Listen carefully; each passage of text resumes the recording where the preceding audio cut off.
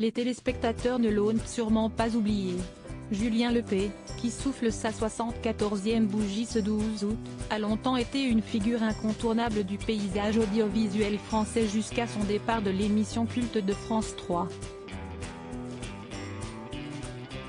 Il intervient de temps à autre dans les médias quand l'actualité le lui permet, comme récemment à la mort de Geneviève de Fontenay qu'il a qualifiée de femme de caractère. Plus embêtant pour Julien Lepay, l'animateur a été débouté de son appel lors de son procès au prud'homme en mai dernier, lui qui demandait 3,4 millions d'euros d'indemnité. Celui qui a fait ses débuts à la radio, en passant par RMC et RTL, est devenu animateur à la télévision en Suisse, sur la TSR, dans les années 1980. C'est seulement à partir de 1986 qu'il s'est fait connaître du public en arrivant sur France 3.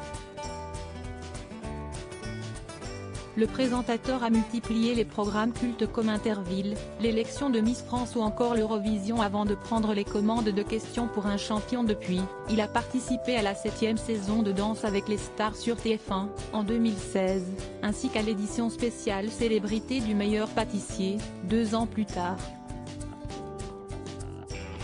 En 2019, il est apparu dans la télé-réalité Je suis une célébrité, sortez-moi de là, avant de se lancer dans l'aventure Robinson, présentée par Denis Brognard, aux côtés de Black M.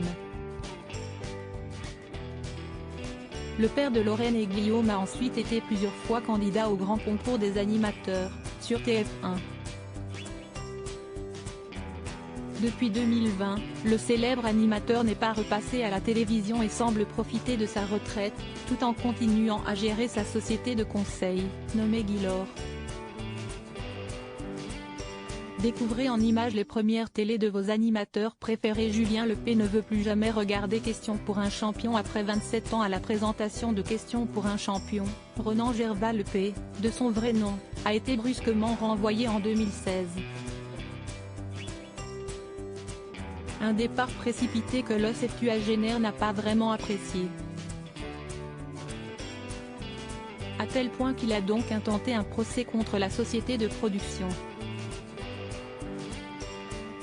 En 2022, il était revenu sur ce sujet sensible auprès de Jordan Deluxe.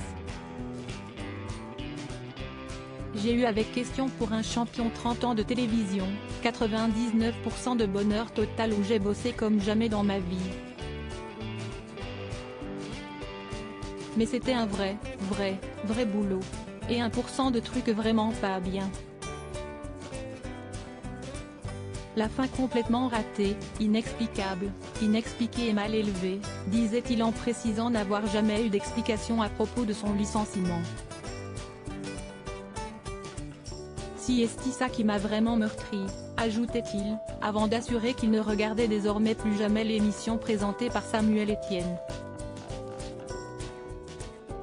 Je ne suis pas masochiste. Article écrit en collaboration avec 6 Médias. Crédit photo, Cédric Perrin.